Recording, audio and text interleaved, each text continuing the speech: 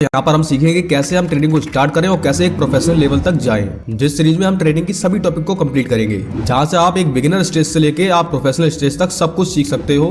With strategy, money management, risk management, psychology, emotion controlling, सब कुछ। तो जैसे सेकंड फ्लोर पे जाने के लिए सबसे पहले हमको सीढ़ी चढ़नी पड़ती है, वैसे ही ट्रेडिंग में हम शुरुआत से छोटे छोटे स्टेप लेंगे, जिसमें का पहला स्टेप है यानी कि चैप्टर है इंट्रोडक्शन, जहां पर हम देखेंगे ट्रेडिंग और मार्केट क्या होता है, प्रॉफिट कैसे बनता है, लॉस कैसे होता है, कैपिटल क्या होती है, सब कुछ जो कि आपको एक नए ट्रेडर के तौर पे जानकारी होनी चाहिए। बस इसी को हम इंट्रोडक्शन कहेंगे। So let's start the video. तो चैप्टर नंबर 1 इंट्रोडक्शन, जिसका पहला पॉइंट है व्हाट इज ट्रेडिंग। आखिर ट्रेडिंग है क्या।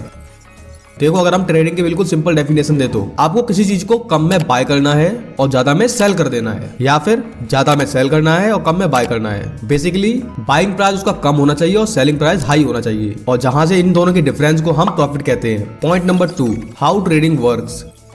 आखिर ट्रेडिंग कैसे काम करती है। एग्जाम्पल के लिए देखते हैं, एक ट्रेडर यानी कि व्यापारी, ट्रेडर का मतलब क्या होता है, व्यापारी, जिसका कपड़ों का बिजनेस है। वो कपड़ों को बनाने के लिए कच्चे माल को लेके आता है कर्नाटका से, और वहां से उसको लाकर आगरा में उसको सेल कर देता है। और जहां पर वो इस बात का ध्यान रखता है, जहां से उसने कर्नाटका से बाय किया है वहां पर उसका प्राइस कम होना चाहिए, और आगरा में जब वो बेचे तब उसका प्राइस हाई होना चाहिए, मतलब थोड़ा सा ज्यादा होना चाहिए। तो इनके बीच का जो भी मार्जिन होगा वो उस ट्रेडर का प्रॉफिट होगा, और इसी चीज को एक जगह से बाय करना और दूसरी जगह पर सेल करना ट्रेडिंग कहलाती है। But in this digital era, एक ट्रेडर जो होता है वो कुछ स्टॉक्स को बाय करता है कुछ प्राइस पर, जैसे कि 10,000 पे मान लो आप, और कुछ टाइम के बाद जब उसका प्राइस इंक्रीज होता है 11,000 हो जाता है, तब वो उसको सेल कर देता है। जहां से उसका बीच का मार्जिन 1,000 रुपए है वो उसका प्रॉफिट निकल के आता है। इसी चीज को हम ट्रेडिंग कहते हैं, और जो भी पर्सन इस चीज को करता है उसको हम ट्रेडर कहते हैं। अब हम बात करते हैं प्रॉफिट कैसे बनता है। जैसे कि हम एग्जांपल लेते हैं, किसी एक ट्रेडर ने कुछ स्टॉक्स को बाय किया है 10,000 प्राइस के रेट पर, और जब उसका प्राइस थोड़ा सा हाई होता है, इंक्रीज होता है, जैसे कि 11,000 या फिर 12,000, तब वो उसको सेल कर देता है। अब उसका बाइंग प्राइस 10,000 रुपीज है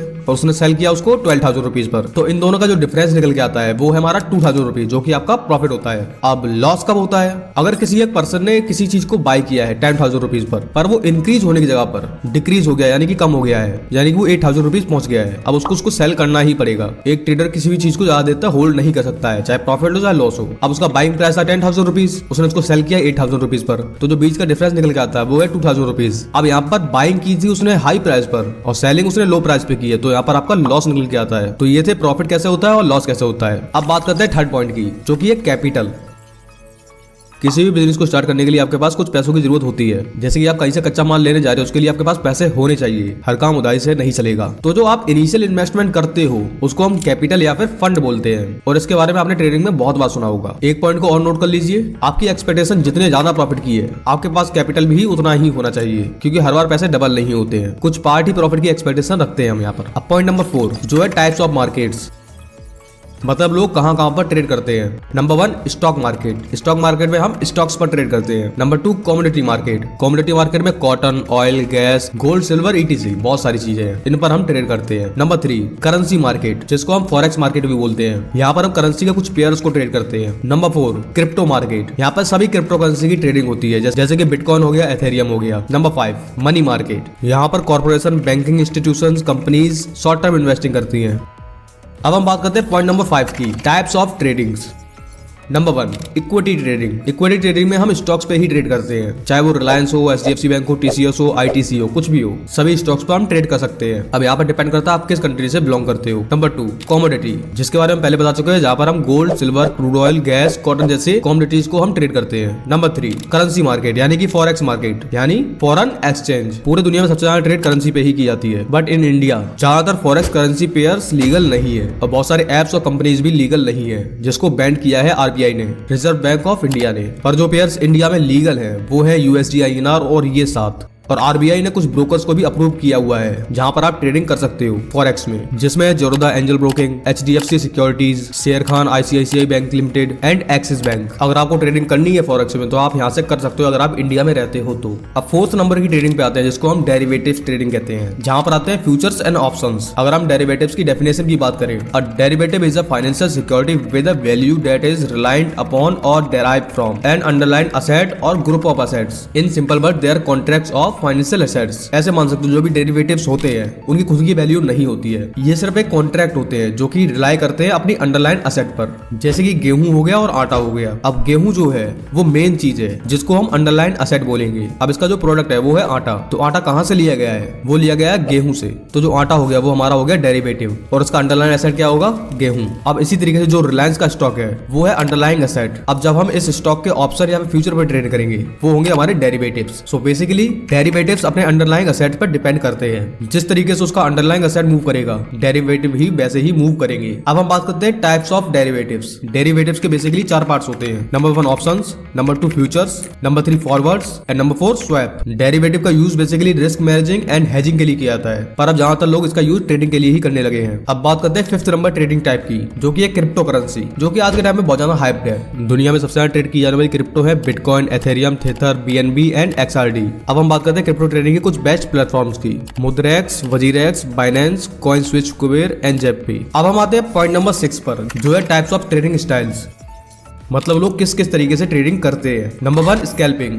बहुत ही शॉर्ट टाइम के लिए ट्रेड की जाती है, जैसे कि अभी 5 सेकंड से लेके 2 से 3 मिनट तक हम उसको होल्ड करते हैं और तब एग्जिट करते हैं, तो इसको हम स्कैल्पिंग कहते हैं। Number 2 day trading. Day trading में हम ट्रेड को ज्यादा देर तक होल्ड करते हैं, मतलब पूरे दिन के लिए, जैसे कि 10 मिनट, 1 घंटा या फिर 5 घंटे के लिए। Number 3 BTST and STBT। इसमें हम ट्रेडिंग को 2 दिन के लिए करते हैं, जैसे कि आज हमने पोजीशन बनाई, किसी ट्रेड को लिया और नेक्स्ट डे पर उसको एग्जिट करते हैं, इसको हम BTST या फिर STBT कहते हैं। Number 4 swing. स्विंग ट्रेडिंग को हम कम से कम होल्ड करते हैं 2 दिन से लेकर 3 से 4 वीक तक। Number 5 positional trade. इसमें हम अपनी ट्रेड को 2 से 10 मंथ के लिए होल्ड कर सकते हैं। नंबर 6 शॉर्ट टर्म इन्वेस्टिंग, जहां पर आप किसी भी चीज में इन्वेस्ट करते हो 1 से लेकर 1.5 साल के लिए। नंबर 7 लॉन्ग टर्म इन्वेस्टिंग, यहाँ पर हम किसी भी स्टॉक को बाय कर या फिर किसी भी ट्रेड को लेकर उसको 5 साल से ज्यादा उसको होल्ड करते हैं, इसको हम लॉन्ग टर्म इन्वेस्टिंग कहते हैं और सबसे कम रिस्की होती है यही। और इस बात को ध्यान रखना, आप जिस ट्रेड को जितना कम टाइम के लिए होल्ड करते हो वो उतना ही रिस्की हो जाती है, और जितने ज्यादा टाइम के लिए होल्ड करते हो उतना ही वो कम रिस्की होती है। तो हर ट्रेडर आपको यही सलाह देगा, अगर आपको ट्रेडिंग को स्टार्ट करना है तो सबसे पहले लॉन्ग टर्म इन्वेस्टिंग या फिर स्विंग ट्रेडिंग से स्टार्ट करो। अब हम बात करते हैं पॉइंट नंबर 7 की, difference between trading and investing.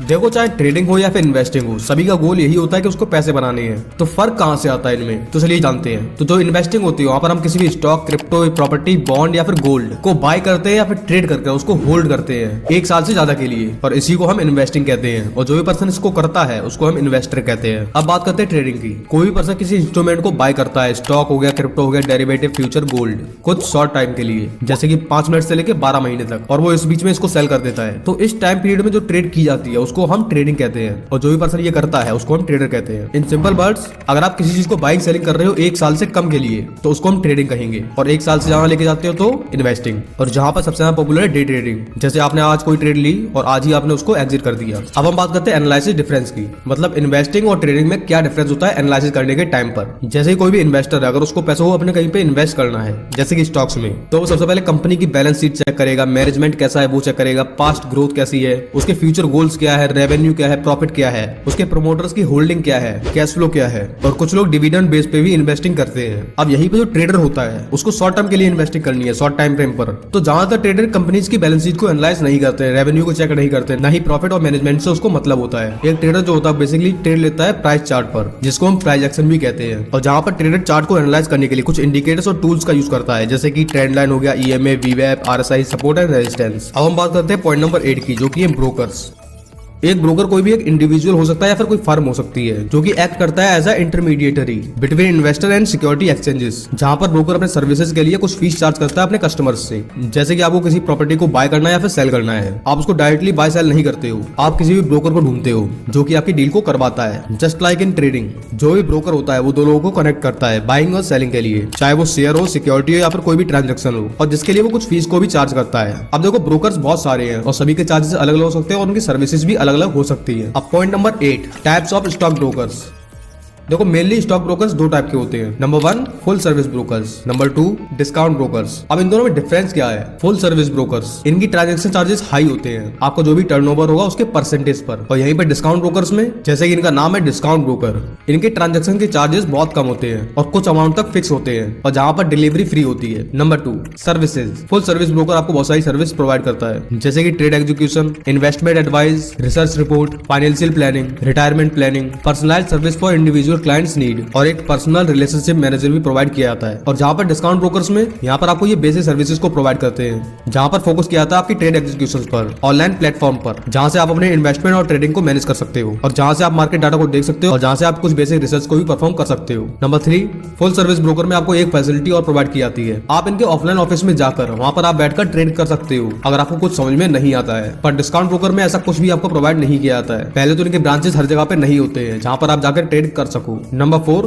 Full service broker में जो आपकी अकाउंट ओपनिंग फीस होती है वो काफी ज्यादा हाई होती है, क्योंकि ये आपको काफी ज्यादा सर्विस प्रोवाइड करते हैं। वहीं पे डिस्काउंट ब्रोकर में बहुत सारे ब्रोकर्स आपको फ्री अकाउंट ओपनिंग प्रोवाइड करते हैं और कुछ ब्रोकर्स कुछ छोटा सा अमाउंट लेते हैं। अब इन दोनों ब्रोकर्स में काफी ज्यादा डिफरेंसेस हैं, तो आपको कौन से ब्रोकर में अपना अकाउंट खोलना चाहिए। देखो, जो फुल सर्विस ब्रोकर्स होते हैं ये उन लोगों के लिए होते हैं जिनके पास नॉलेज कम है और वो जहाँ रिस्क लेना नहीं चाहते अपने पैसों पर, तो वो लोग फुल सर्विस ब्रोकर्स को चूज करते हैं जहाँ से उनको इन्वेस्टमेंट और ट्रेडिंग के लिए हेल्प मिलती रहे, फिर चाहे उनको ज्यादा ही चार्जेस क्यों ना पे करना पड़े। अब डिस्काउंट ब्रोकर्स किसके लिए है? जिसके पास थोड़ी सी इन्वेस्टिंग और ट्रेडिंग की नॉलेज है और वो सीख सकता है, या फिर वो नहीं चाहता हो किसी भी ब्रोकर को ज्यादा चार्जेस पे करना, तो वो डिस्काउंट ब्रोकर्स को चूज कर लेता है। अब ये सब आपके ऊपर, आप फुल सर्विस ब्रोकर को चूज करते हो या फिर डिस्काउंट ब्रोकर को चूज करते हो। अब हम बात करते हैं लिस्ट ऑफ टॉप ब्रोकर्स। अगर आप फुल सर्विस ब्रोकर्स को देखते हो तो ये है ICICI direct, HDFC securities, Kotak securities and Motilal Oswal. And discount brokers में नंबर 1 ग्रो, नंबर 2 ज़ेरोधा या फिर kite, number 3 angel one and number 4 Upstox. अब इन ब्रोकर्स के साथ में आप ट्रेड कर सकते हो स्टॉक्स में, ऑप्शंस में, फ्यूचर्स में, कमोडिटी एंड फॉरेक्स या फिर करेंसीज में। अगर आपको इन डिस्काउंट ब्रोकर्स में से किसी में भी अकाउंट खोलना है तो आपको अकाउंट ओपनिंग का लिंक डिस्क्रिप्शन में मिल जाएगा, आप वहां से जाकर डायरेक्टली अकाउंट को ओपन कर सकते हो। अब यहाँ तक हमारे 9 पॉइंट्स कवर हो चुके हैं, पर जो हमारा लास्ट 10 नंबर पॉइंट है वो थोड़ा सा बड़ा हो सकता है, इसी कारण हम उसके बारे में पार्ट नंबर 2 में बात करेंगे, जहाँ पर बची हुई सभी चीजों को हम कवर करने वाले हैं कि ट्रेडिंग प्लेटफॉर्म में क्या क्या होता है, चार्ट्स में क्या क्या चीजें होती है, रिस्क मैनेजमेंट, पोजीशन साइजिंग क्या होती है, सभी चीजों को हम नेक्स्ट पार्ट में जानेंगे। और